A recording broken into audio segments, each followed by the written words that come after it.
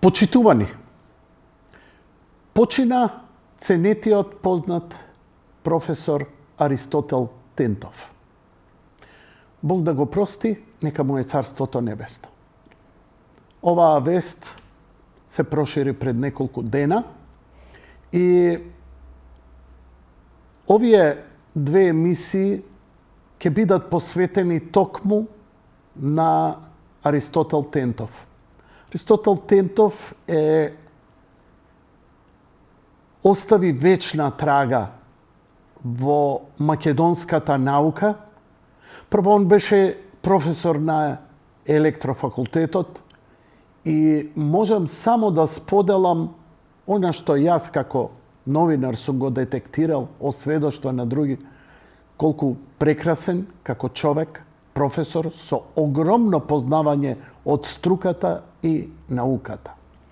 Но јас Тентов го запознав почетокот на 2000 година, кога разбрав за неговото големо истражување заедно со ценетиот академик Томислав Бошевски.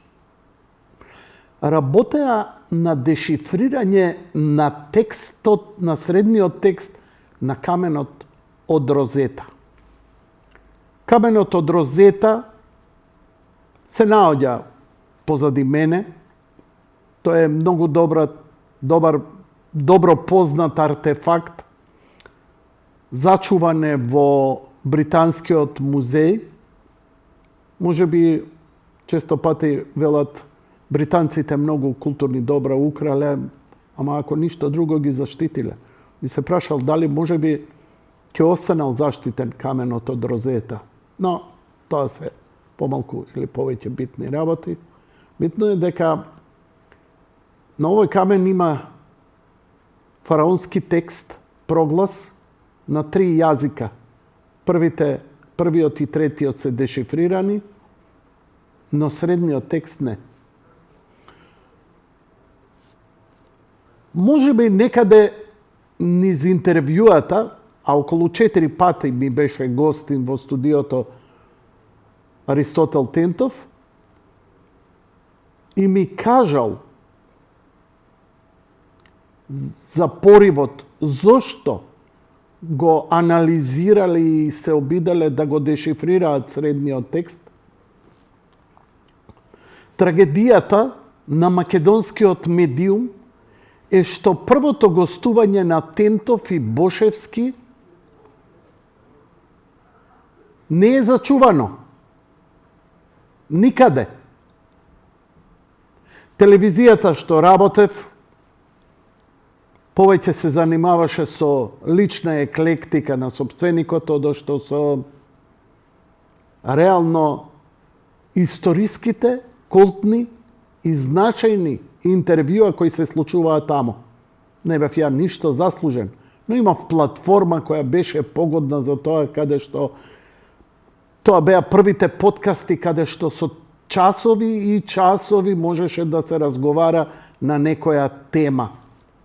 До тогаш телевизиите беа со кратки емисии, половина час, 1 час и толку. Ништо не се зачувуваше, но другите телевизии колку толку некои побитни работи ги зачува.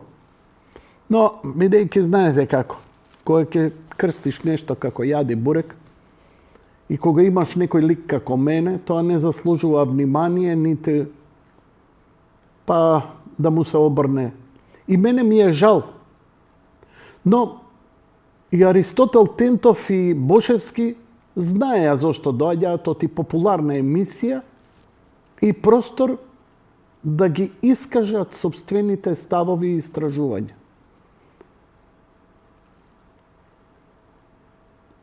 Одамна си почина академикот Бошевски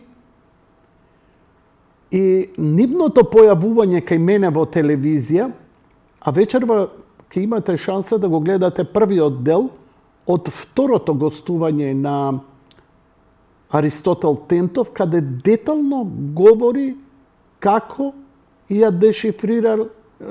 го дешифрирале средниот текст и значењето на символите.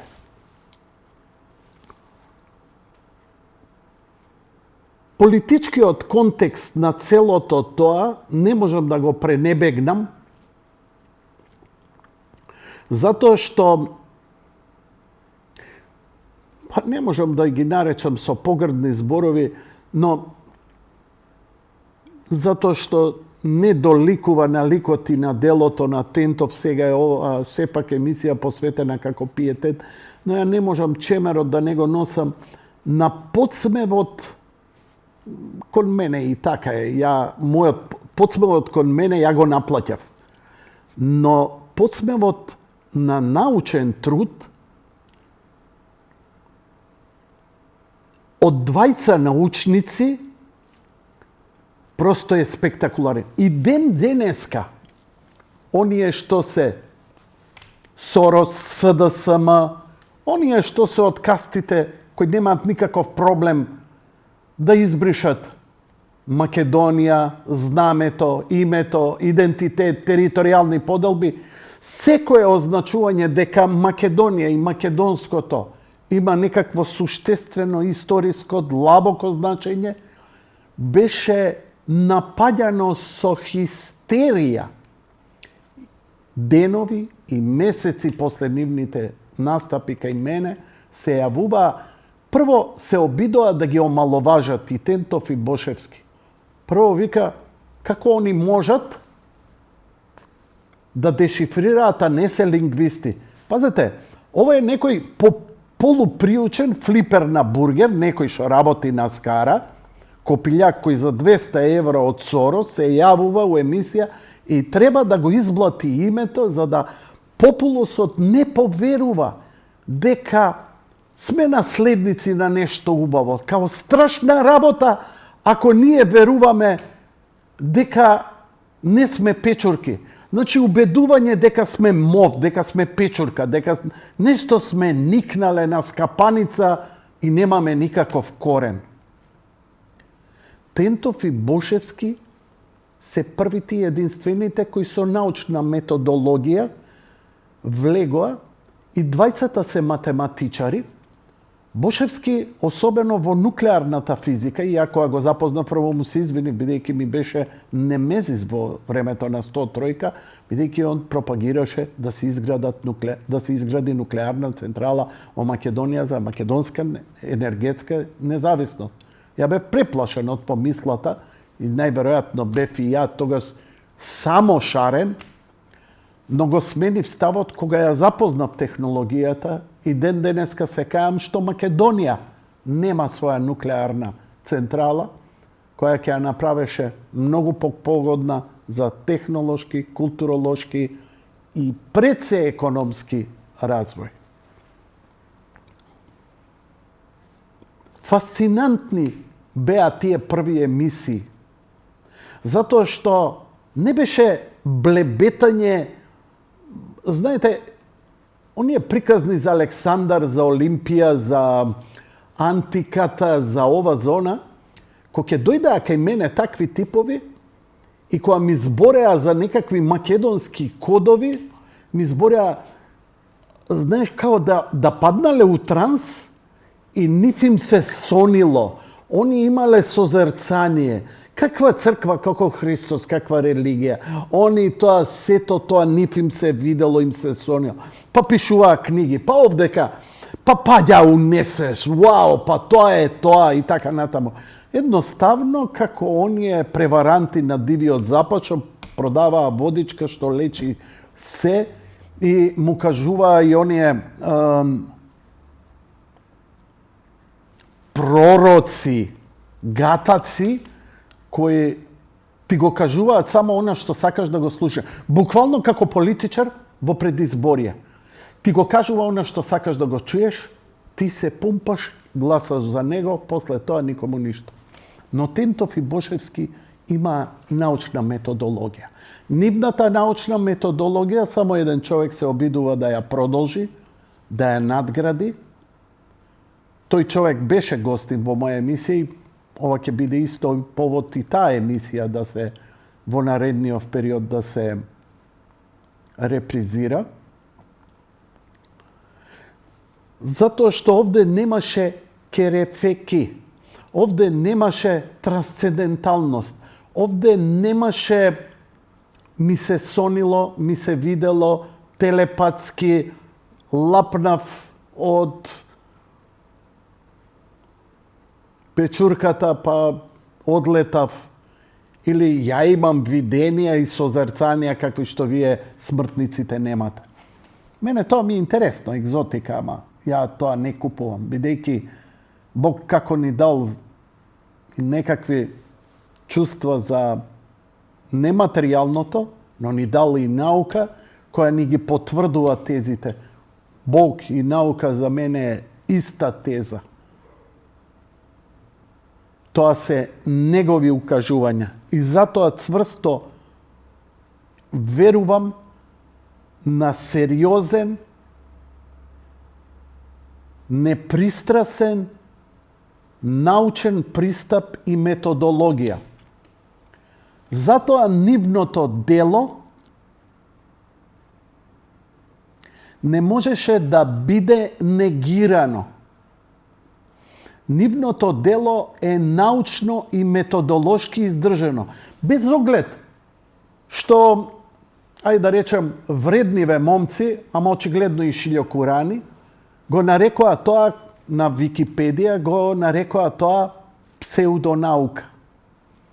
Како може математичар да биде псевдонаучник? Како може електроинженер да биде псевдонаука? Како може информатичар да биде псевдонаука? Не биле лингвисти и јазичари.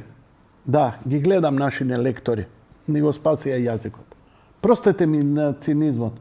Прости ми, професоре, ама знаете, во овие децении претпоставам како никој сте чувствувале на својата кожа притисоците и живувањето на таа една безлична, безоблична Волвокс каста, пред се финансирана од длабоката држава, од Сорос, да се што има корен се сосече, за да може утре да биде масирано, месено и манипулирано. Ништо друго. Нема друга голема агенда која не ви се гледа. Едноставно, оној кој знае кој е, оној кој цврсто верува, знае од кај доаѓа што е, не можеш да го манипулираш со други работи за лични, лукративни потреби, да го тераш у војна, да го тераш. Не можеш да тераш у војна човек кој знае дека светители негови гинеле Христа ради, дека еони негови предци се причестували во ДНК-та ја носат благодатта на нетварните енергии. Ако сакате сега малку и јас да идам во религиозниот дел.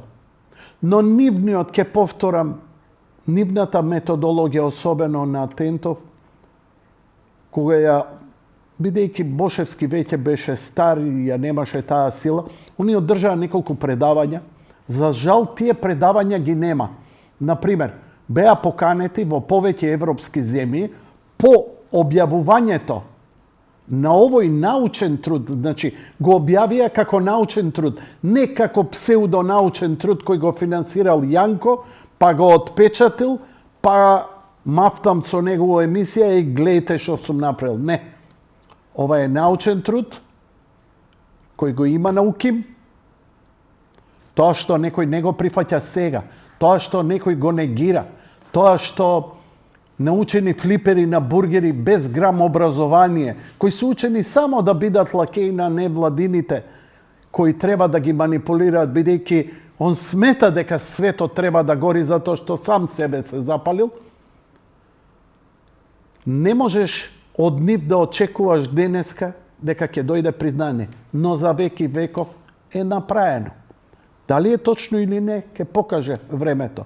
Затоа што вештачката интелигенција, затоа што напредните компјутерски системи, затоа што новите сознанија во историјата и затоа што и пишано ни е и пророкувано ни е дека се што е тајно ќе стане јавно.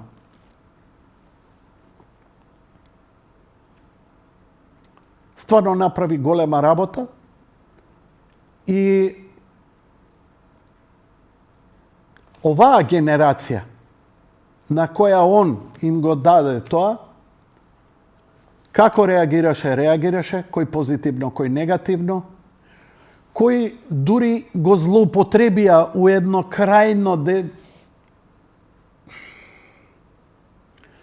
крајно однесување на забегување да дури и нормален човек го одбегнува во оние позитивни работи, а од друга страна па крајно негирање, бидејќи во средината некаде е вистината и патот.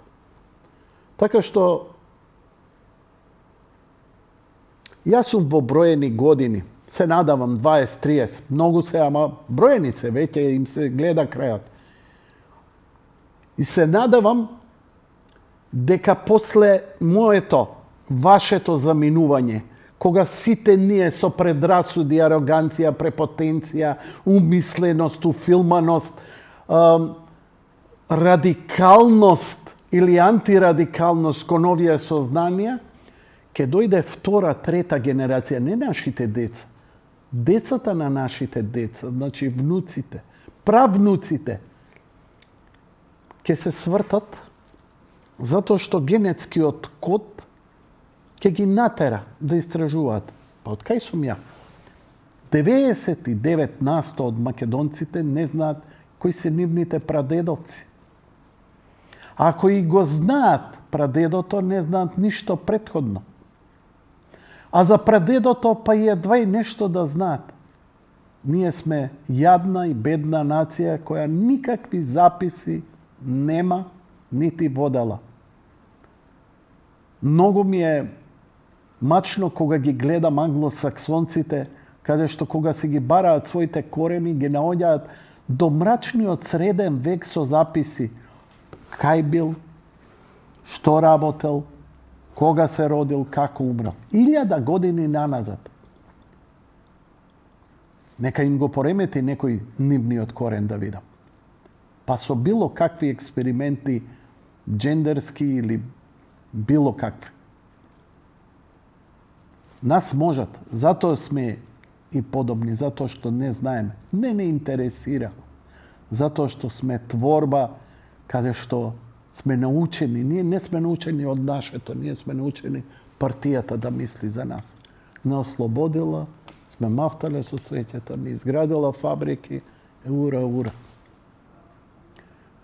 Се надевам дека нашите идни генерации ќе го заборават тоа, ќе го заборават све она што вам ви е денес свето или што повикувате дека ви е значајно и ќе се свртат само на вистинските вредности.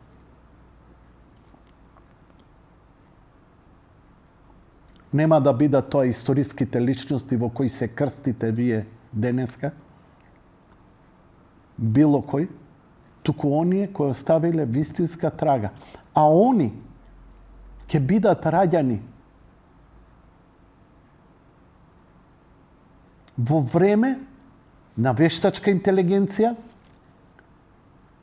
на колонизирана месечина, колонизиран Марс, човештвото ќе тежне да се расшири како панспермија низ Вселената и универзумот. И со таков светоглед, кој е ослободен од закржлавеноста на ова ние кое го носиме и уште се гордееме со тоа, ќе се свртат исклучиво на вредни, безвременски и научни, издржани работи и тогаш ќе се повикаат на тој текст и ќе откриваат кодови, значења, не само за Македонија, за човештвото, затоа што ќе ги интересира кога заминуваш ти во универзумот и веќе фаќаш брзина на светлината, и то како ти е важно да знаеш планетата од која доаѓаш. Дали си настанат како човек или си настанат како мајмун? Дали човекот имал капацитет пред 10.000 години за такви комплицирани мисловно слоговни знаци на вишо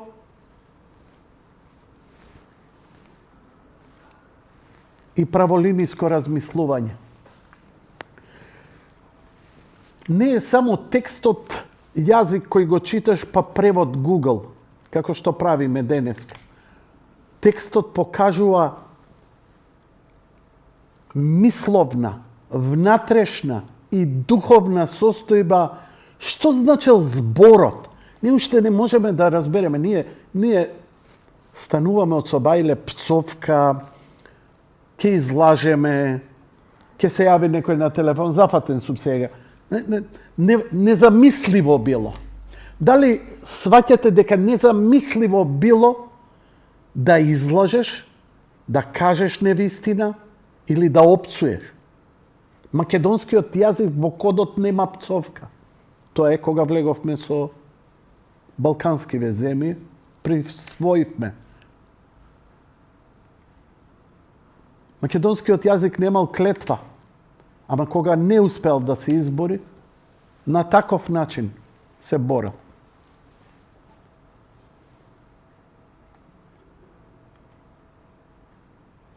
Низ таа призма, како се говорело, како се живеело, ќе се бараат отварањата на вишите сфери на свест кои ги затрупуваме со секојдневица заради креативно размислување.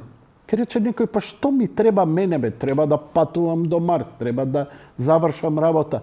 Токму тоа креативно размислување на таа духовна димензија, од тие благодетни енергии на светиот дух кој те просветлува во јазик и те ги шири твоите светогледи, те прави покреативен да наоѓаш спектакуларни технолошки, идеолошки, медицински, културолошки, уметнички решенија за она што животот ќе ти го носи. Бидејќи тек допрва ќе видиме со какви искушенија ќе се најдеме ние кога ќе ја напуштиме земјава. Нема сите, ќе останеме, планетава ќе се обстане. Нас не влече, ние ќе бидеме, ние ќе се раселиме низ целиот универзум. Затоа и ни е даден, затоа и го гледаме, иначе ќе бевме под челично небо.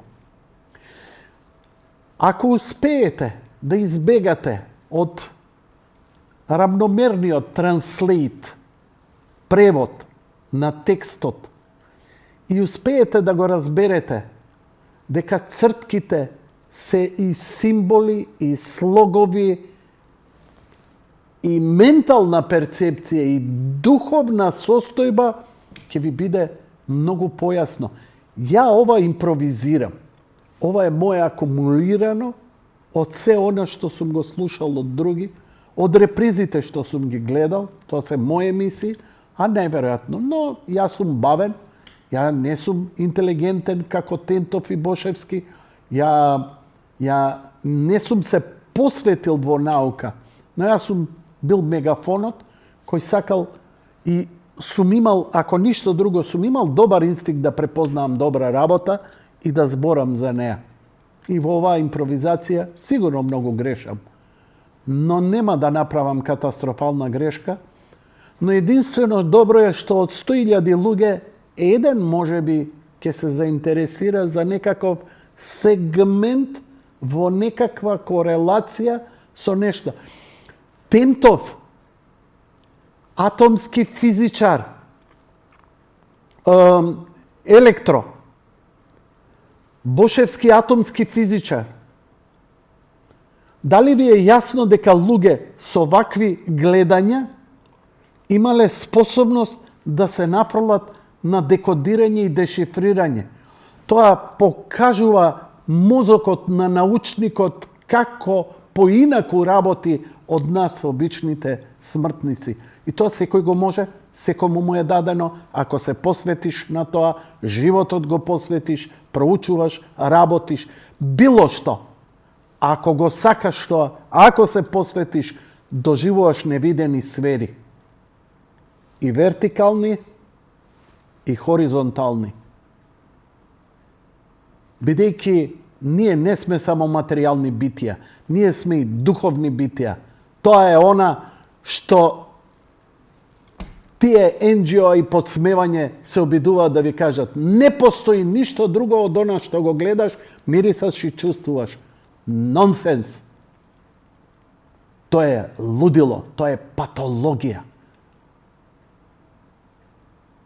Тоа е онтологија на промашувањето, на лагата, на самоубиството. Онтолошко промашување на погледот кон животот. Тотално. А сите имаме инстинкт дека има нешто повеќе. Но после 3 раки нема ништо. Јасно, нели? Простете ми на мојата иронија. Бог да го прости професорот Тентов. Мислам дека премногу млад почина, роден 1959 година.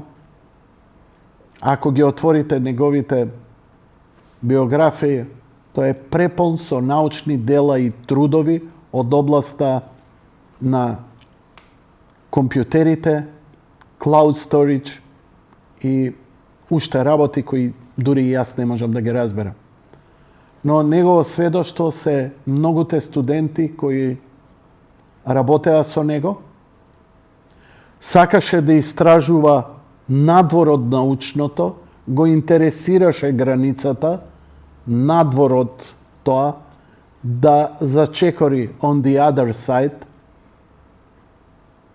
Многумина околу него се уфилмаа дека они го тераат, они се on the other side, но Тентов, колку и да се обидуваше во целото тоа, остана секогаш до крај научник, иако сакаше да трага и во она што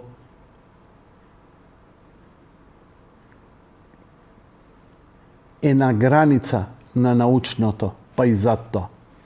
Затоа што имаше пионерски дух во себе. А пионерскиот дух е тој што истражува, па дури и да е некоректно и неточно, и затоа што едноставно кога го имам како помисла, ќе го истражам, па ќе видам дали е или не. И тоа е она убавина на животот. Жал ми е што животот негов заврши како што заврши, имаше здравствени проблеми. Ние како општество не знам дали покажавме достојно, но повеќе или помалце сите нас тешка и мачна судбина не чека овдека во оваа земја. Но тоа не ме очајува, бидејќи само преку страданието ние се спасуваме. Бог да го прости, нека му е царството небесно. А сега, драги мои, првиот дел од неговото соло интервју во Јаде Бурек пред 20 години. Бидејќи е предолго и тогаш имав слобода да правам долги емисии, денеска ја немам таа, ќе ја емитуваме во 2 дела.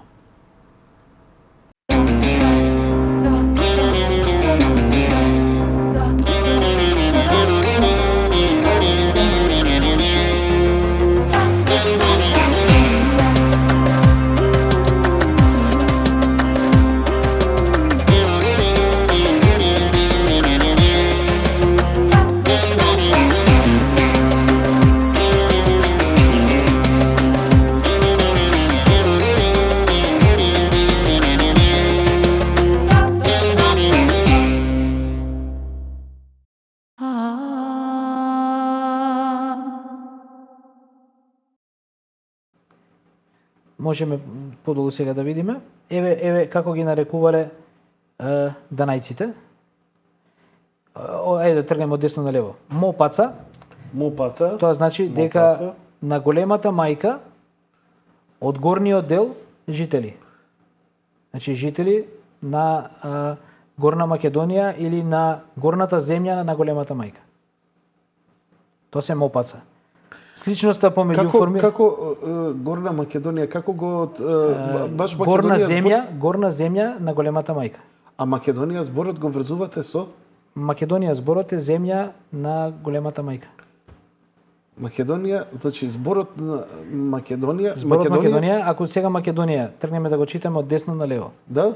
Ија е старословенски, па и древно македонски збор за земја. За земја, ама како регион, како територија. Не за земја како материја. Ија секаде, нели? Добро. Како викаат германците? Викаат Deutschland, England. Так. Ние велиме Македонија, Србија, Кроатија или Кроација, Словакија, Чехија. На Ија е зборче за земја. Ија е зборче за Доне, земја. на еден грб од 12 век, територијата се споменува како Македоне Ија. Доне е господја, Божица, врховна и така натаму. Маке и ден денес е мајка. Земја на Божицата мајка. Земја на големата мајка. На големата мајка. Ако тргнеме од десно Дали на лево, големата мајка или Божицата голема може Божица врховна, бидејќи тоа им била врховна, таа била мајка на сите богови во тој период, а сега е Богородица, мајка на еден бог. Можеме ли многу зборови на ваков начин, денешни македонски, да ги протумачиме? Можеме, само што за тоа ни треба обемна анализа, обсежна. Не можеме директно вака. Велите дека вашите колеги во Русија пробале по овој клучи дека им функционира на многу... Им функционира на текстови кои што ги наоѓаат кај нив. Кај Но, нив? кај нив им е многу потешко, да се разбереме, затоа што тие имаат мали текстови, така. од кршоци, од дрво, камен, керамика.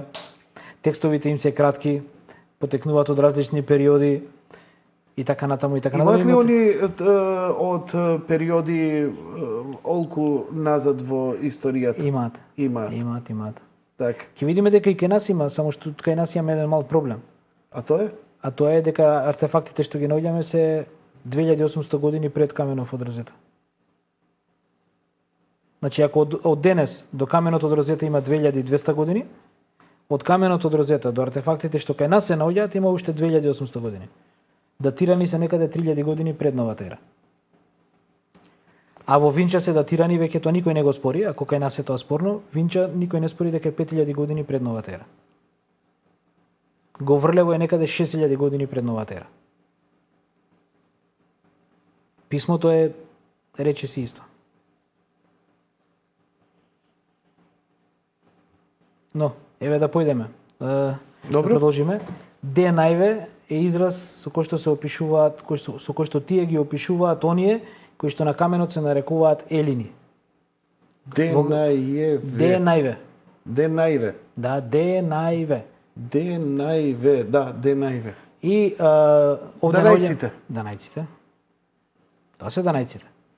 Оние кои што самите се нарекуваат на нивниот јазик елини.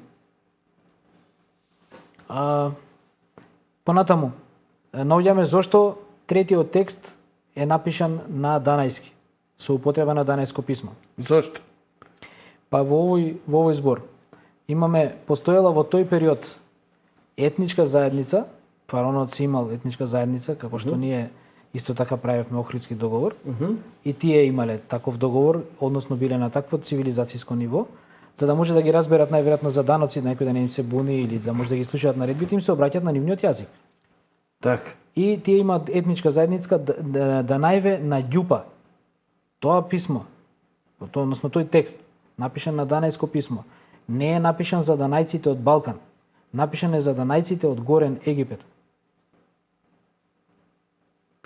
Што ако го поврзам со истражувањата за потеклото, генетското потекло на данајците од Северна Африка, со овој текст и со оваа теза, Јужна Сахара, точно тоа го потврдува, бидејќи Да најве на ѓп. На ѓп или овие данајците, овие данајци одгоре на Египет. Одгоре Египет. Да.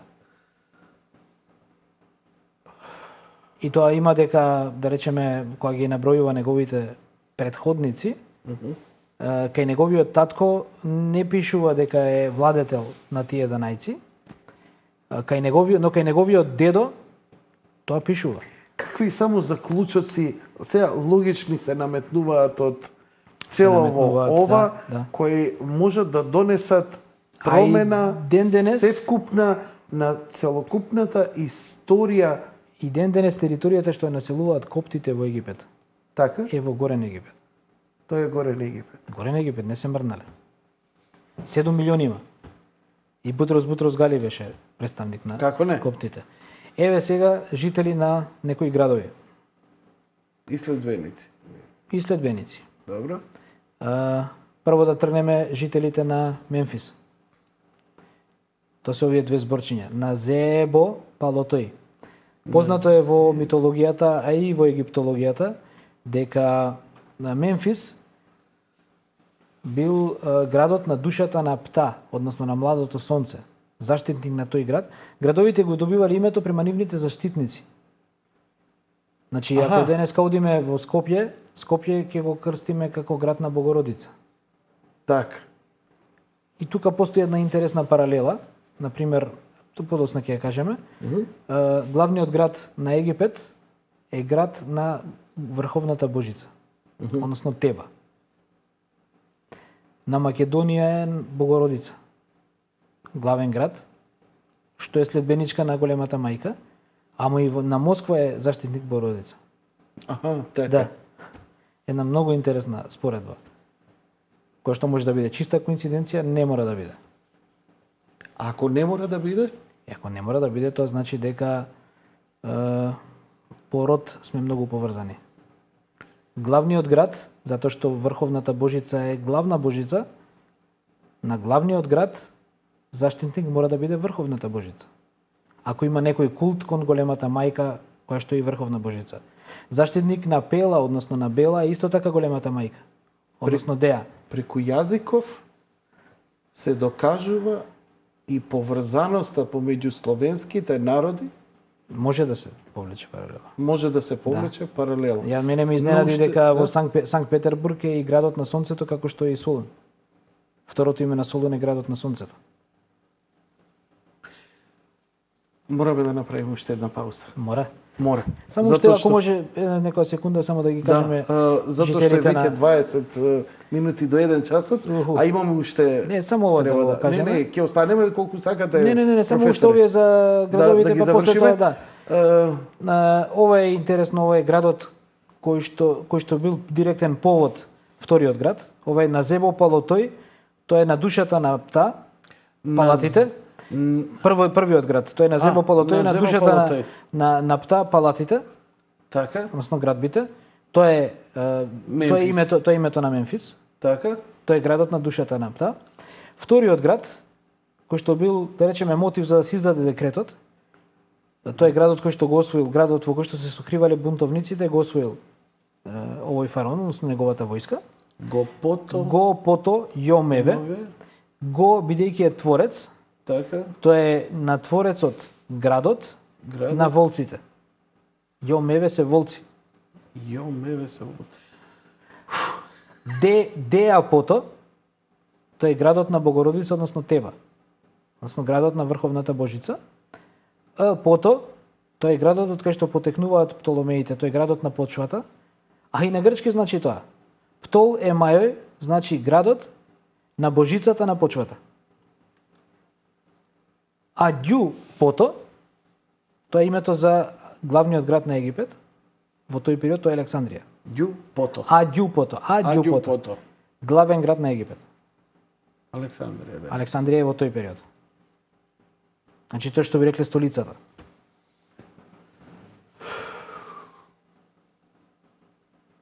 Какви само нови работи сега би се не ви е потребно вам само лингвиста, граматичар, овдека ќе не, саби по себе ќе дојдат.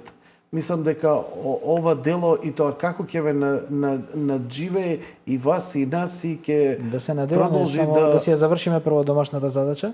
Апсолутно. Да видиме до крај текстот, па да го споредиме со она што е, затоа што нешто може и да не изненади. Сега можам веќе и да ја разберам фасцинацијата на луѓето што толку инсистирале и ги понело самите што сакаат да ви помогнат. Одиме со кратка пауза, почитувани гледачи, ќе продолжиме уште со оваа емисија. За ова вреди утре да не се иде на работа.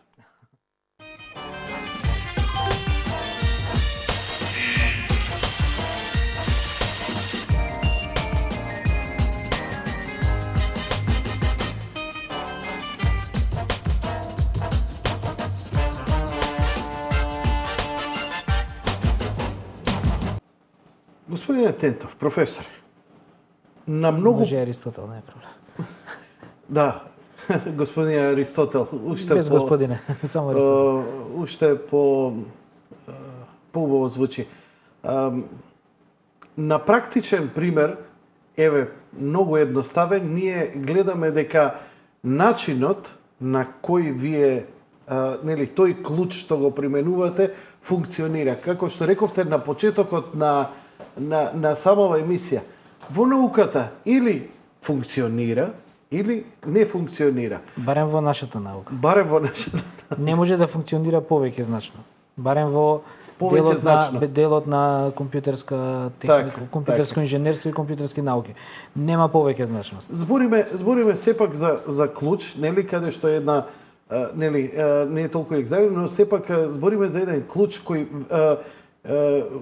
не само вие, веќе е проверен и во Словенија, го проверија и русите, го запознаа многу други научници. Украинците беа исто така особено заинтересирани. И велат дека им функционира на многу работи и тоа е веќе процес на изучување.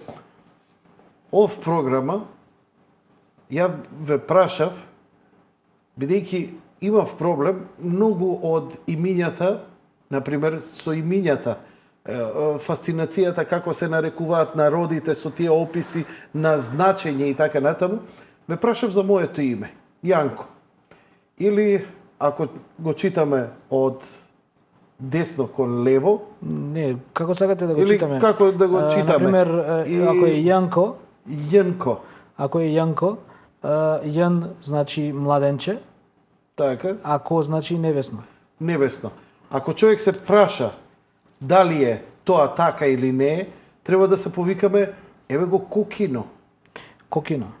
Кокино кое ко значи нешто небесно. Нешто небесно. Нешто небесно останува уште другите два слога да ги... Што значи со годиниве како идат, ние ќе можеме да си и научната јавност, а и ние сами луѓе обични да го ставиме на тест да го видиме и да се опробаме дали ќе функционира. Па, добро, ако за 2 недели ако еве некој побара Кокино, може да види дека и во Русија постои град Кокино. Град Кокино. Да, кој што ми кажа дека е врзан со небеса.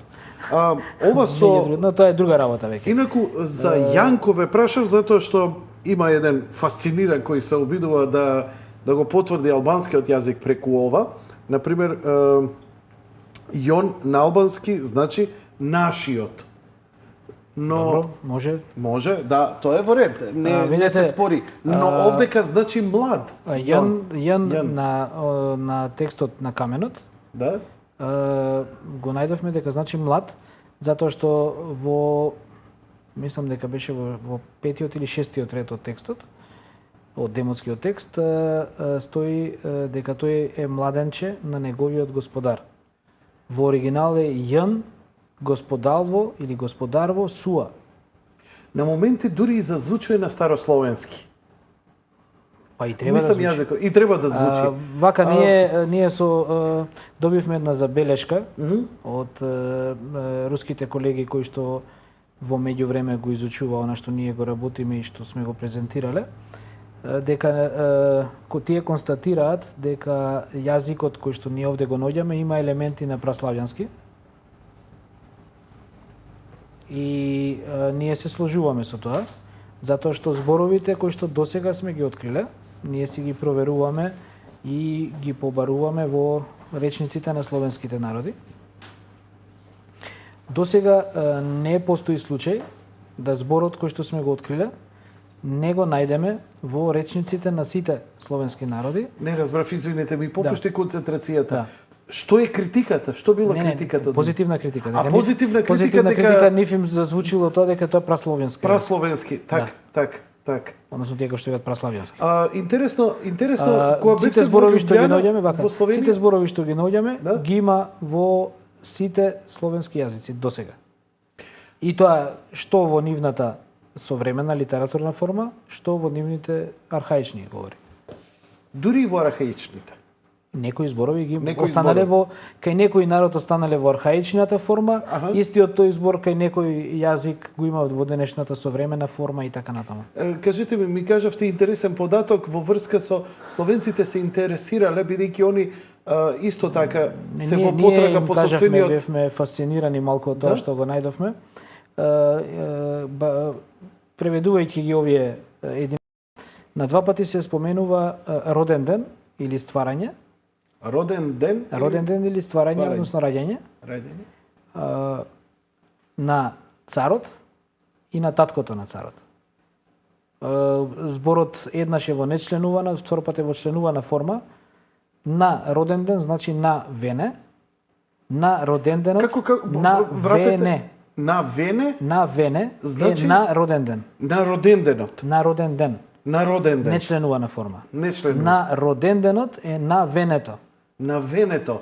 Така да формата за роден ден или денот на раѓањето, денот на креирањето е Вене.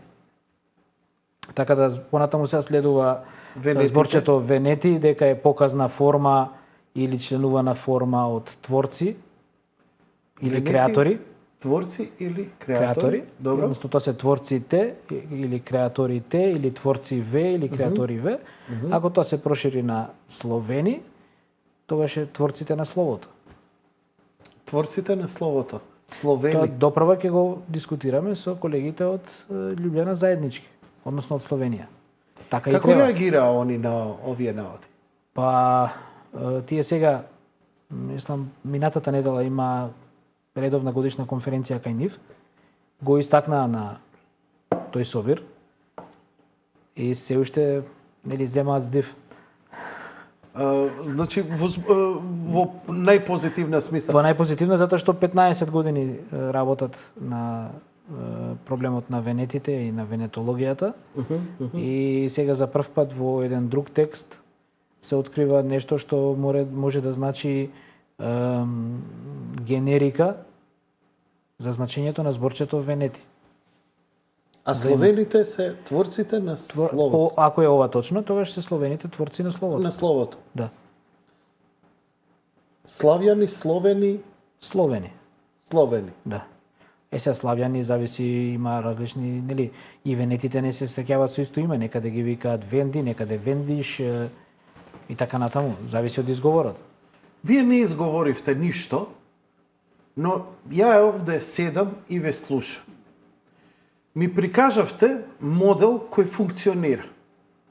Модел кој покажува дека дава резултати, дека е прилично точно. Било кој модел може да е резултати, ама избориме за нешто што е време пред Христа. Да, 196 години. И сега ми се повлече вечерва, најфасцинантното од целово се во ова е што здравиот разум сега логиката. Мене не ми треба многу наука за се ова. Ја доволно наука слушнав од вас да сватам дека за една поврзаност меѓу словенските народи. Тоа е творците на словото, но значи оние кои го наследиле овој јазик. Значи тоа е нешто што ги поврзува. Творци на словото може да се свати и како луѓе кои што ја донеле азбуката. Значи тие претходно користеле слогово писмо, а потоа ја и една поврзаност меѓусебна. Значи и затоа се ова тие во 6 век, затоа што тоаш почнува глаголицата поинтензивно се употребува и така натаму, затоа и тој термин се јавува тогаш. Можеби. Русите убаво се прашуваат, чекај, кај сме биле претходно? Кои сме биле? Што сме биле? Од каде ние сега се појавуваме? 6 век. Тоа мислам дека ние додека одевме на конгресот и се подготвувавме, се прашувавме зашто сега најнаш тие се решија да прават прв конгрес, бидејќи кај нив е прв конгрес на Ово е прв. со овој наслов, да. Ни стана малку појасно после првиот говор на Путин како премиер. Да? Првиот негов говор беше дека при отворање на изложбата на делата од збирката на Ростроповиќ, повторно во Санкт Петербург, инаку и Путин и Медведев се од Санкт Петербург и завршиле универзитет во Санкт Петербург, така да и одржувањето на овој конгрес во Санкт Петербург си има и во тој дел своја смисла, а има смисла и во тоа што Санкт Петербург е културна престолнина на Русија. Москва е административна престолнина, центар на Русија и така натаму, но ова е културна престолнина. Сепак тоа има свое значење, но како и да е, во првиот говор тој каже дека Русија мора да си ја бара својата историја и својата култура да ја издигне на ниво на кое што соодветствува на рускиот народ и цивилизација. И сега почнуваат да се бараат корените. Дефинитивно тие не го бараат тоа само тие, го бараат словенците интензивно. Гледам дека Руската академија на науки со Чешката академија на науки соработува на тоа поле. Украинската академија на науки интензивно исто така работи, значи сите си го бараат својот корен. Она што ние она зашто мислам дека се и главните отпори е резултатот кој што произлегува од ова истражување, а тоа е дека ние сме автохтони на овие територии. Не сме дошле од не знам од каде, затоа што ако сме дошле од не знам од каде, тогаш се поставува прашање што станало со жителите овде. Дали нашите предци биле човекојаци? Па ги изделе сите овде што нашле. Да, одлично. Инаку како само да остане словенскиот дел. Но велат нели се случувало во историјата исчезнување на цели народи и така натаму. Сегашната теорија оди кон тоа, демек сите антички народи не постои никој од нив. Да. А лулката на цивилизацијата се темели на наследство од античкиот период. Нели? Да. Нашиот јужен сосед е лулка на цивилизација од античкиот период. Што е нонсенс. А од друга страна пак се вели дека сите антички народи исчезнале. Се едно со друго или едното не е точно или другото не е точно, мислам. Јас сум повеќе дека античките народи не исчезнале. Така? Тие и те како се уште постојат. Имаат своји живи наследници, имаат живи наследници. Имаме пренос на културата, на цивилизацијата. Дали веќе размислуваат некои од колегите кои се сретнавте од другите словенски народи, бидејќи од ова се доаѓа до еден заклучок, ја го имав како шега, искрено кога прв пат го разбрав, за понатаму читајќи, следејќи работи, доеве вашето гранде финале, се уште. Дека, да, предигра на финалето, предигра на финалето. Четврт финале. Не сме ни до толку по групи уште играме. За конечниот Армагедон. Шега. Добро, да. Тоа може, тоа и значи нешто. Тоа и значи нешто. Па Армагедон значи планината на големата мајка. Планината на големата мајка. А планината на големата мајка се наоѓа над градот, чишто заштитник е на големата мајка. Каде тоа е Мариово ниđe. Како? Мариово па ниđe. Кај доаѓа таму? Ниđe. Па Бела каде е? Или Пела, или Постол. Аха. Ја реков да не идеме до Олимпа доле. Не. Заштитник на Бела, на Пела, тоа била големата мајка. Планината на големата мајка се наоѓала позади тој град. Затоа што Библијата Армагедонот го нарекува, нели, последната борба помеѓу доброто и злото на земјата пред конечниот разврска на универзумот. Доскоро беше толкувачите на Библијата, сега да не одиме понатаму, сепак каменот ни е ова само како забелешка. Каменот ни е предмет на работа. До сега толкувачите на Библијата велеа дека Армагедон не е настан кој што ќе се случи. Сега мислат дека означува дека тоа местото кај што ќе се случи тој настан. И така. Се коригираат. Имате корекции, видете, во науката тоа е познато, она што споменавте Јан Хус, Коперник и така натаму. Сега постои една уште како да кажам, поголема вратоломија во астрономијата. Она зашто Коперник и Јан Хус биле обвинувани, а со цел нели да се зачува учењето на Птоломеј, за кого сите нели црквата, односно црквата прокламирала дека земјата е ставала во центарот на светот.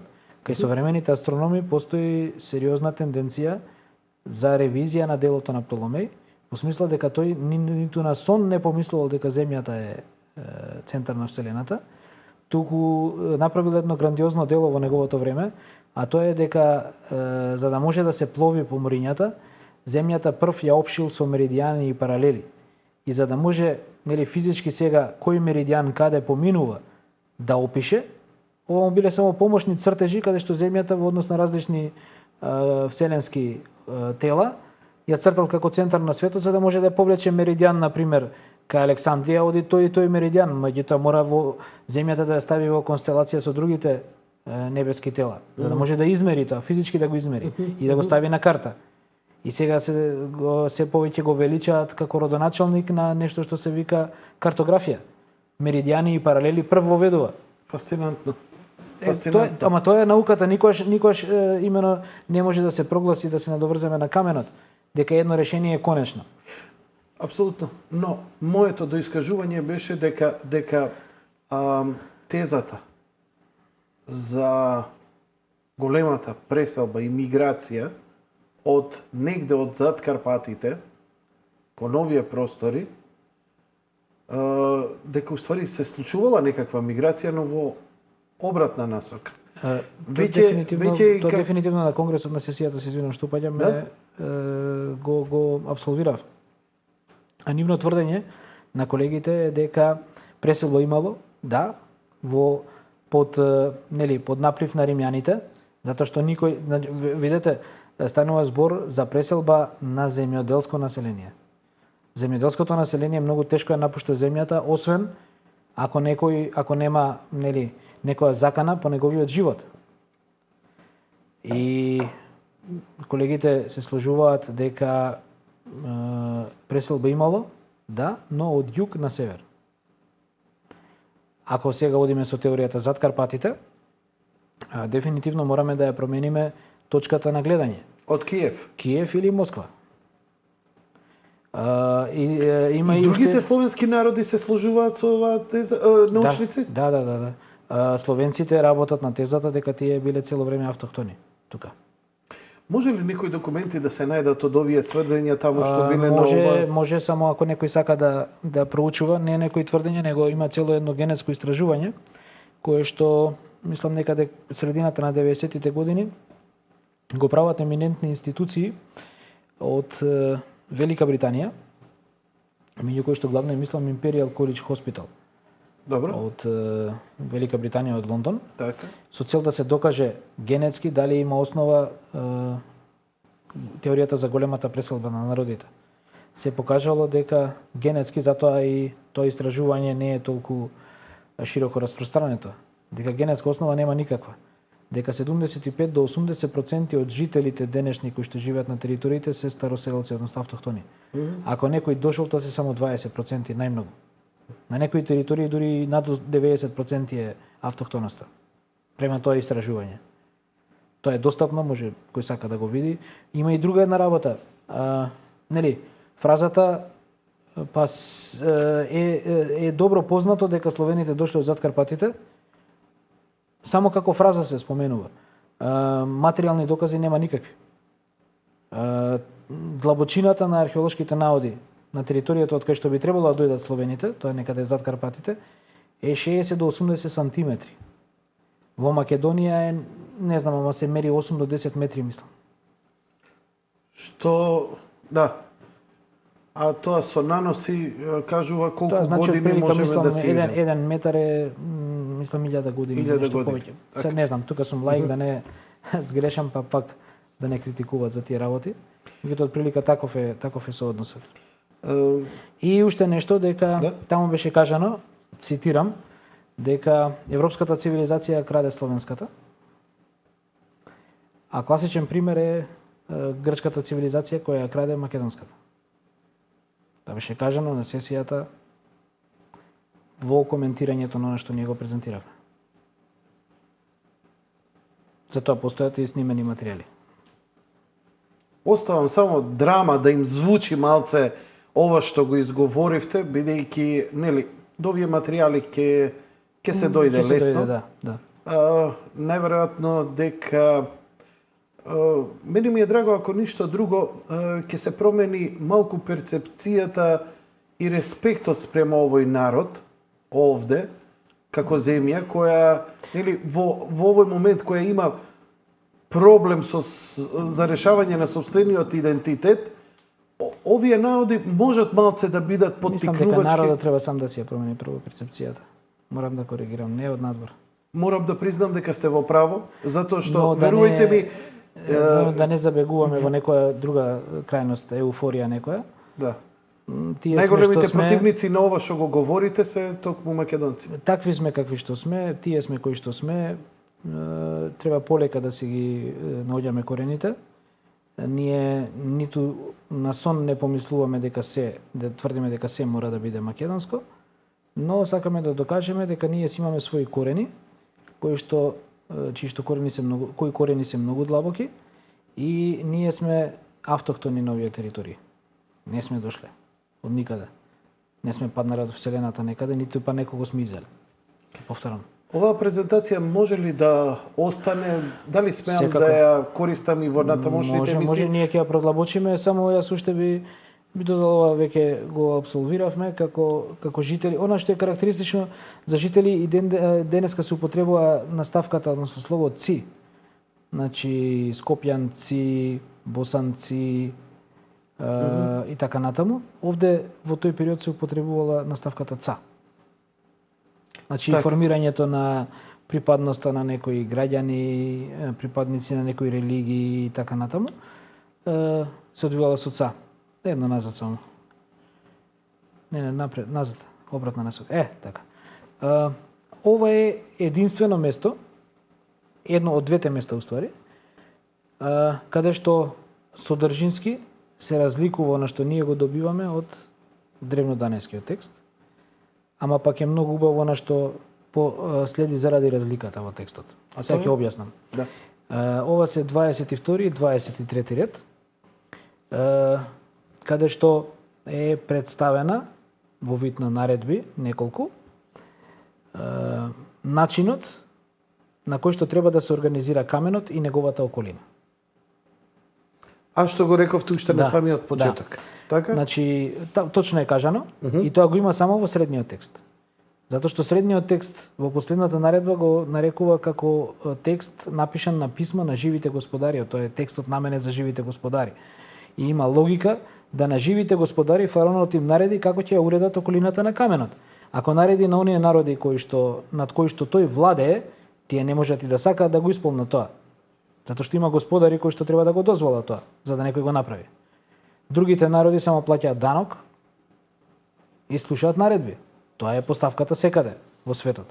Не може британецот, например, или британците, или британската кралица, да нареди на индијците да прават нешто за британската круна.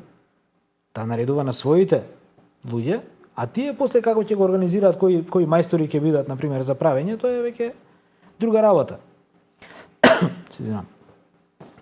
Оно што е убаво е тоа да благодарение на тоа што во археологијата има најдено копии на овој камен, кои што се целосно сочувани заедно со сценографијата во аранжманот, поставеноста во околината на каменот.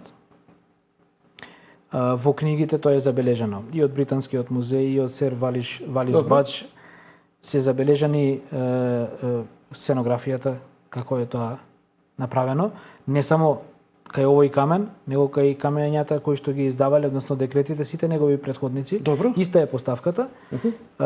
Она што овде го наоѓаме, како треба да биде поставката, е иста како што е опишано од археолозите. Може ли накратко прилика да објасните како треба да биде? Нема проблем. Што се бара? Најпрвин се бара да во камен бидат нарежани ликовите на неговите претходници. Добро. Потоа, царот наредува да се направи релјефна скулптура од камен. Нели она се знае од прилика како изгледа. Каде што ќе биде представена сцена како тој го бара или ножот или камата на државноста, од божицата на светлосниот зрак, односно на грчки Изис, на египетски Ананета. Понатаму, да биде поставено во вид на цртеж градот, неговиот роден град, односно градот на Птоломеите, ама на Балканот.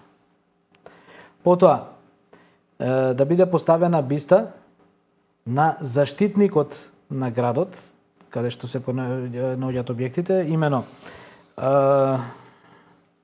ако е во Свети Николе некоја црква, ќе биде биста на Свети Никола. Так. Сегашно. Зависно од заштитник каде е. Потоа треба да биде направена биста од камен или од дрво, мислам дека е од дрво, на тука направивме грешка, ние мислевме дека е Богот на писменоста, ама излегува дека е Божица на писменоста. И затоа и ден зборот писменост најверојатно кај нас заради тоа најверојатно е од женски род. И затоа имаме хартија, затоа што таа Божица се викала Бого Ха. Затоа имаме хартија денес. И хартија од женски род. Кај северните соседи имаме папир, и тоа од машки род. Мислам, некои работи кои што најверојатно имаат длабок корен. Она што во книгите од Британскиот музеј и од Сер Валиш Бач во делот на тоа како е организирана каменот и околината на каменот зборуваат како е тоа најдено, ја кажуваат истата работа. Значи имаме и потпорка во археологијата. И уште една работа, која што може да значи дали ние добро читаме или не читаме, а тоа е следното. Ние тврдиме дека кога царот во последната наредба кажува на кои територии треба да биде поставен каменот, во делот на Египет тој вели дека тој треба да биде поставен во главниот град на Египет само. Односно во Александрија.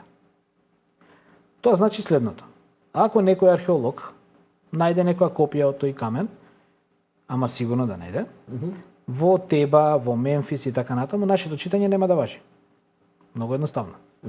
Ама досега такво нешто не е најдено. Така. Археолозите се чудат, па наоѓаат оправдувања зошто надвор од територијата на Александрија до ден денес не е најден камен. Па велат имало многу објекти, па немале време камењата да ги произведат, па царската власт била слаба, па не стигнале да ги до крај сето тоа да го направат и така натаму и така натаму.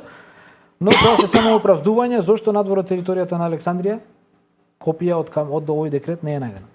Има од истиот цар декрет кој што е издаден 15 години после овој, кој што има велат има иста содржина, само во датумите се разликува, што е логично, бидејќи 15 години после ова. Но и тој нема надвор од Александрија. Значи, се работи за декрет. Каменот од Розета и другите кои се наоѓаат во другите се декрети. Што е содржината во овој? Содржината е, мислам, содржината е прво кажува кога е направен, кажува кој го направил. Тој декрет, така? Тој декрет, за кого е наменет, по кој повод е тоа направен и кажува редица на наредби, потоа на крајот од текстот, што треба сега, кои празници се слават, кога се слават, кому да се плаќа данок, како да се плаќа данок и така натаму. А тоа не е, тоа значи повеќе укази се Не, еден цел указ, мислам, тоа е текст кој што е на многу високо цивилизацијско ниво. Так. Прво, начинот на обликување, на составување на текстот е точно определен. Значи она нели ние во уставот имаме преамбула и овие имаат преамбула. Значи таа и таа година од владењето на тој крал, на тие и тие празници и така натаму се велича кралот, кога ја кажува потоа хиерархијата, кој службеник, кога бил, кој бил свештеник, врховните и така натаму, прислужници, кои биле, како биле, сите ги кажува каков бил составот на дворот, хиерархијата, се кажува. Потоа кажува по кој повод, кога е донесен, на кој собир е донесено решение, но за разлика од она што мисли современата наука, ние овде наоѓаме дека современата наука вели дека свештенството било главно на каменот, овде секаде се споменува дека царот е главен. Тој наредува. Фараонот. Да, фараонот. И за тоа го среќаваме изразот на ши-ќа. Ши е камен, а ќа е ќаја. На камен, ќа. Ќаја. Некој ако бил на бачило, главниот мајстор кој што прави сирење е ќаја. Се вика и ден денес. Тоа може да прашате. Има бачила низ Македонија. Интересна работа, но вистина. Главниот објект кој што го срушил Мухамед кога влегол во Мека, било Ќаба. А тоа била како се вика градбата во која што дотогаш се вршеле верски обреди од страна на повеќе божците. Така. Тја е главна градба на Богот. Имаме ли уште нешто да ни презентирате? Имаме уште малку, само уште нешто да не должиме многу. Еве зошто велиме дека биле на многу високо ниво. А ние најверојатно за прв пат можеме со сигурност да кажеме како египтјаните, како било на египетски, како биле изговарани на египетски имињата на нивните два врховни богови. А тоа се? Многу јасно стои Ѓупацаве, Ананеца, Бого. Ѓупацаве, Ананеца, Бого. Богот Ананеца бил нивен врховен, крците го нарекуваат Озирис. Така. Ананеца. И ние тврдиме дека ова е еднозначно. Египтолозите, заради начинот на кој што ги читаат хиероглифите, имаат 153 варијанти како било името на овој бог. 153. Во секое село различно.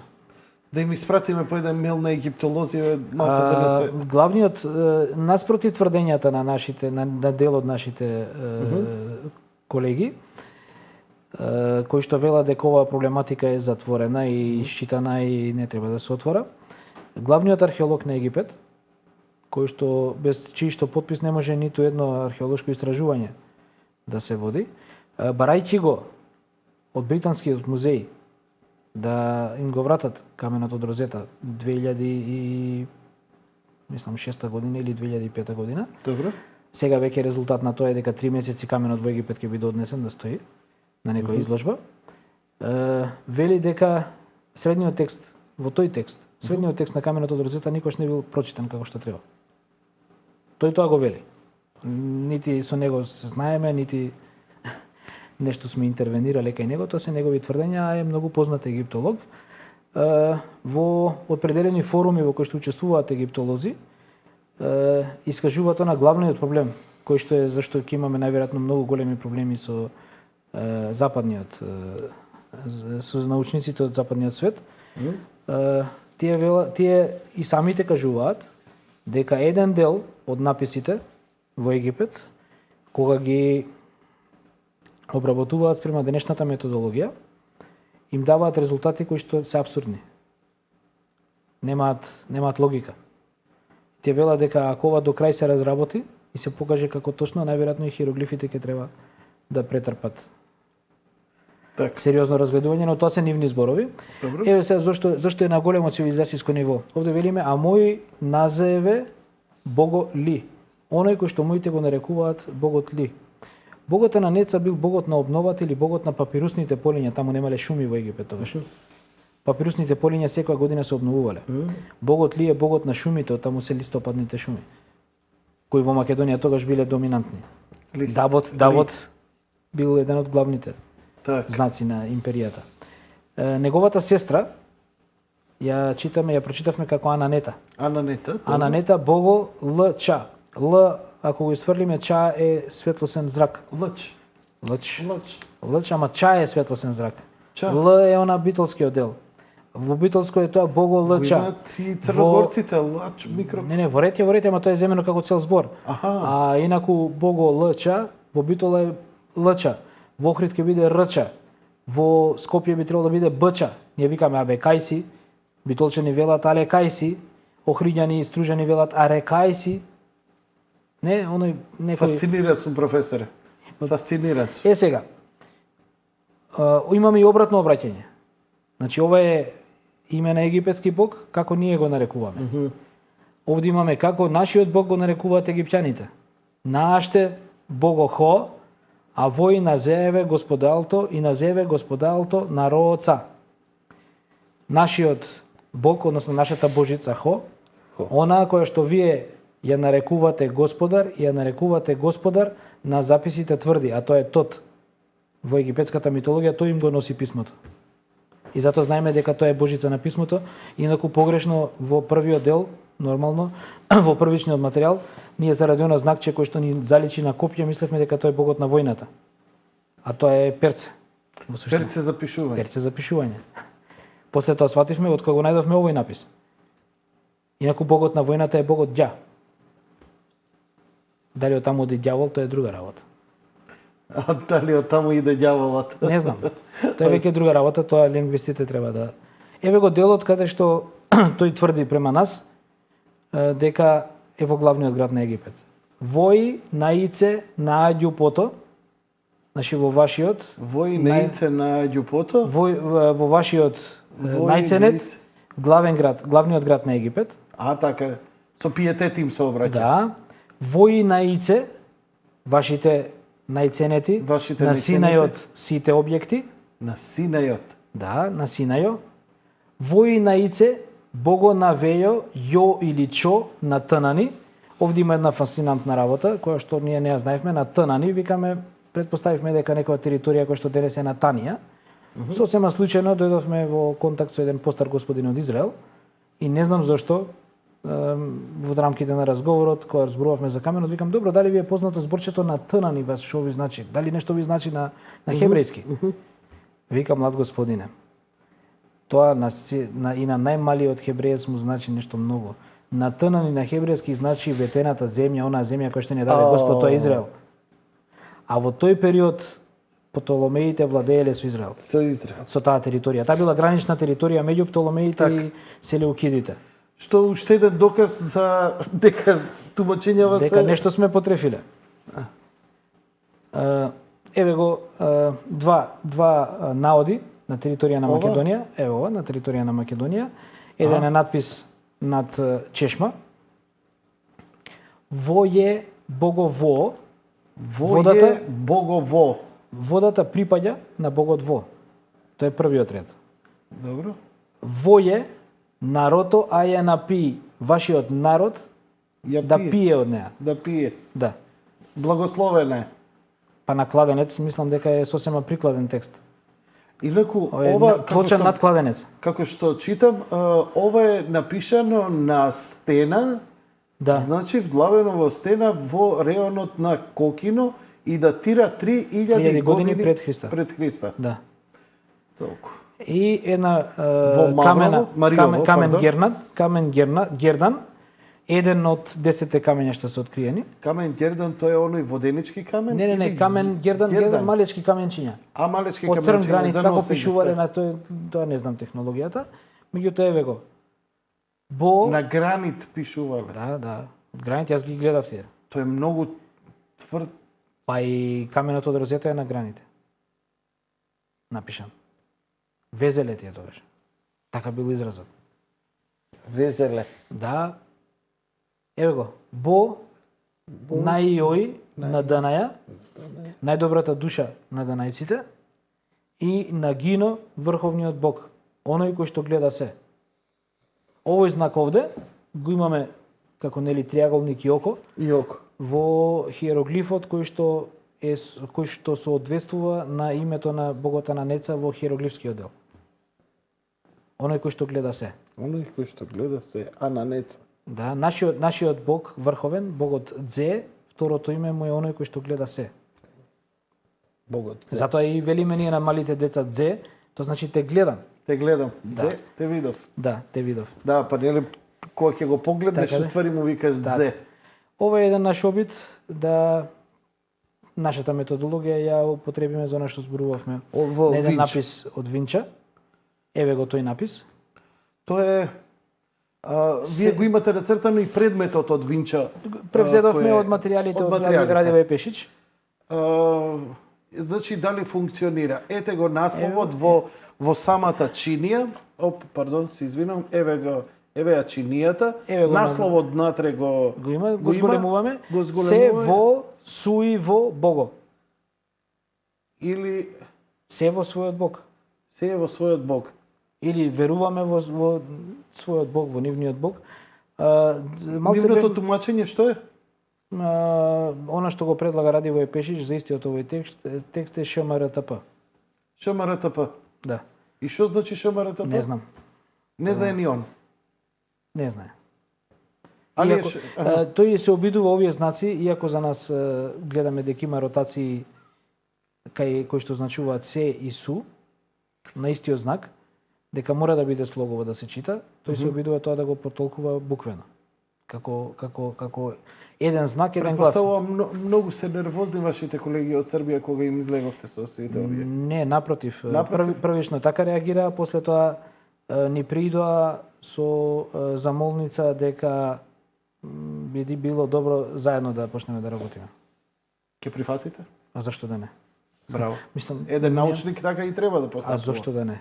Па заедно можеме само нешто малце поиќе да направиме. Апсолутно се согласувам. Дај Боже. Идејќи тезата за словенството да добие едни малце поантички, подлабоки корени на кои сите инстинктивно и верувавме дека се еве некакви научни докази добиваме. Па затоа се отпорите толку големи, ова е некоја важна. Затоа што некој направил кариера да докаже дека сме дошле од Марс. Некој направил прво поставка за да докаже дека ние не сме автохтони овде на овие територии со цел да може кога ќе сака да не изгони од тие територии. Затоа што ако се прифати дека словените од некаде на сите денешни територии дошле, тоа значи дека словените се окупатори на тие територии. До ден денес. А така Западот прилично го тоа фино. Не, дефинитивно тоа значи. Ако од некаде дошле, значи дека се окупатори, дека тоа не била нивна земја и дека може некој да ги размести од таму. Па еве почна веќе на Косово разместувањето. Добро, не знам ја тоа, меѓутоа се знесува за цели. Шој и се Ова е некој град, во некој град се пеат соодветни песни. Тој исто предмет од Винче. Да. Така, со тој наслов? Да. Па слични написи има во сега пишуваат. А што значи како во некој во некој град кој што не можеме да видиме кој е името? Се пее? Тие пееја еден специфичен тип на песни и тие песни се најдобри за нив или нивни најдобри. Слични написи и ден денеска се пишува по Драгачевски весобири на бардаци на такви работи. Драгачевски собор и така нешто. Така, остане како традиција. Да. Значи, во тие, нели, панаѓури? Да, на бардачињата. Да. Ко пева, зло не мисли, такви... Така нешто, така. Добро, испржо грнци, ми смо најправедни. Да. И слични работи. Добро, шега на страна. Тоа се овие заклучоците. Ова е она што го добивме од колешката Тановска. Да видам дали имам ја ова да го ротирам. Немам овдека во ова. Добро. Може целото да се заротира во PowerPoint, па целото да се заротира. Да, добро. Мислам, нема никаков проблем. Еве го толкувањето, да речеме ово овде е дека е тоа древно македонско, ова се хиероглифи, ова е ново македонско коине.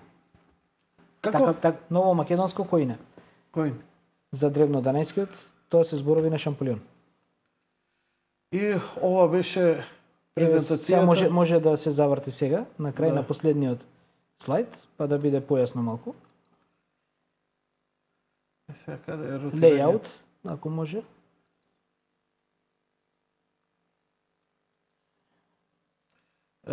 Не го знам PowerPoint-от. И јас не го знам исто, овој новиот. За да го... Да, ова е 2007-цата. Да. Ке ме извините. Ама тоа пишува. Останувам должен. Да, добро, ке го прикажеме. И кој сака може да го добие, не е проблем. Па да го ставам ја на блогот, па нека го сипне кој кој ќе најде за сходно да не им ги препраќам. Да. Навистина, знаете, вака кога ми објаснувате, мене ми е јасно зошто со толку полет и елан, бидејќи очигледно од онаа првична намера, која сигурно и понатаму ве движи, ви се отворила, сте дигнале завеса, ви се отворил бесконечен простор, кој сигурно влече и ве... Не мислевме дека ќе стигнеме до овој степен. Не се ни надевавме. Дека толку многу ќе се... Јас сум возбуден. Колкава е разликата од сето она кога вашето гостување пред година и пол. Значи, не застанува сето тоа што во меѓувреме се случува, нели, со најновите податоци, со најновите сознания. Зашто е многу едноставно и писмото е слогово. Зашто правеле слогово писмо? Зашто? Затоа што јазикот бил слогов. Основните поими се едносложни. Да речеме, ако тргнеме од А значи врховна или прва. Под Б имаме Бо и Бе. Бо е душа, Бе е бебе. Имаме Во и Ве. Во е вода, Ве е мајстор или градба. Имаме Го. Го е творец. Затоа оттаму Гогов. Да. На творецот. Да, творец, тој е творец. Творец. Да. Понатаму имаме Д. Тоа е божество или Господ. Нели ние денеска викаме Господ Бог некогаш, ама тоа е кога читаме од лево на десно. Во текстот го наоѓаме Бого Д. Бог Господ. Тоа е од десно на лево. Ѓ има повеќе форми. Ѓа е богот на војната. Ѓу е убавина. Ѓо е небесен воин. Оттаму доаѓа Ѓорѓи, кој што убива ламјата, нели, Свети Ѓорѓија. Ѓе е дел кој што е човек, припадник на некој народ. Значи, моѓе се припадници на луѓето кои што чешто врховна божица е големата мајка. И така натаму. Значи, основните поими биле слогови, едносложни, тие затоа почнале врз основа на тие едноставни поими да прават писмо, па правиле зборови и така натаму. Затоа е писмото слогово во суштина. Најверојатно е наследник на нешто многу постаро, но тоа нели, треба допрва да има повеќе истражувања од луѓе кои што професионално со тоа ќе се занимаваат. Кога се вративте од Русија, ве пречека мала група на граѓани. Да, и многу пријатно ни изненади, останавме без зборови. Нели, не се надевавме добро. Ја лично сметавме дека можеби не треба толкова еуфорија. Јас лично така сметав. Сепак сме им благодарни што толку внимание ни покажаа, затоа што сепак сметам дека ова е прв дел од увертирата. Ако така можам да се изразам, допрва предстои што? Главното нешто, главниот бој, допрва предстои, затоа што треба да се прифати оваа вистина. Треба да се избориме со колегите од кои што доминантно се занимаваат со оваа проблематика во западниот свет. И тоа ќе биде многу тешко, затоа што тие 200 години си градат свој свет. Кој тешко ќе дозволи да се сруши. Многу труд, многу мака, многу средства. За да после на крај се согласат дека не биле во право. А потоа, да речеме, да дојдат двајца, колку и да сме ние во право, од земја која што во глобалната распределба на науката не е предвидена тука наука да има. Затоа треба да бидеме свесни. Тука нема зошто да правиме емоции некои. Треба да бидеме свесни дека и по распределбата на парите што ги добиваме од фондовите научни и така натаму, тоа се гледа. Не рачунаат за козари?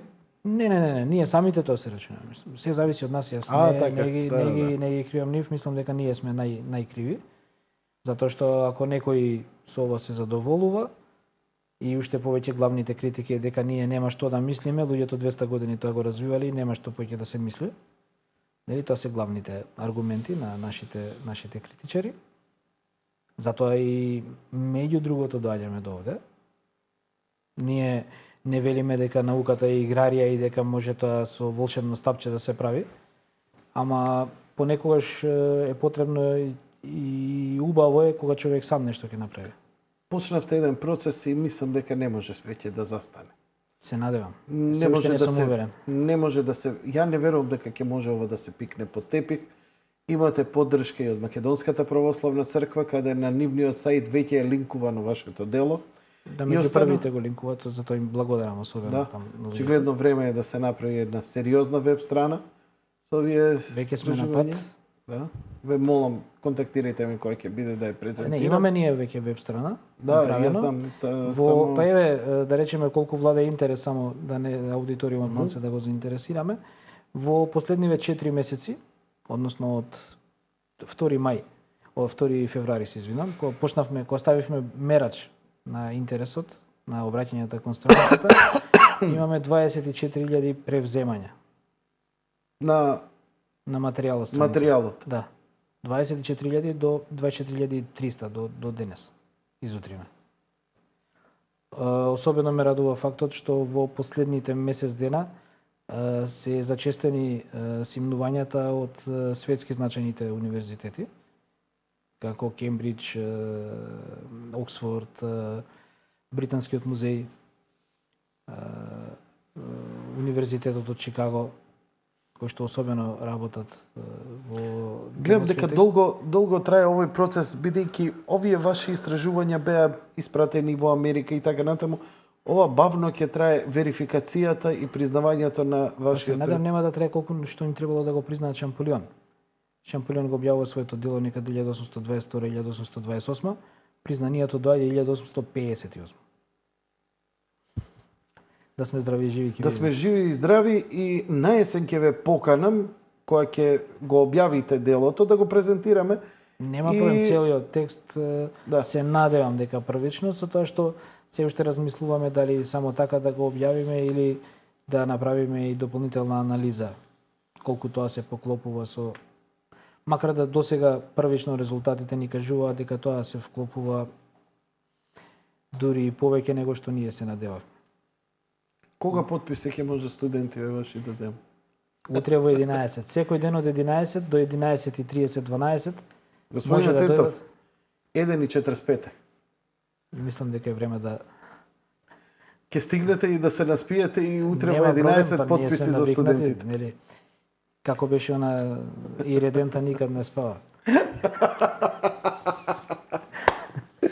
Почитувани гледачи, тоа беше се за вечерва. Се гледаме вечер. Лека ноќ и пријатно. Благодарам на трпението. Благодарам. И поздрав до академикот Бочевски. Се надевам дека следниот пат ќе биде со подобро здравје. Очигледно дека овој маратон ќе му паднеше малце потешко. Па добро сега. Топли поздрави. Благодарам и поздрав и до оние кои што издржаа, кои што не следеа и не издржаа. Тие што не, ќе има, само да кажеме дека емисијава ќе има репризи за време на викендот. Веќе денеска ќе има реприза, како и во недела. А поради големиот интерес, можеби и во сабота навечер да има реприза. Тоа беше се за вечерва. Благодарам и пријатно.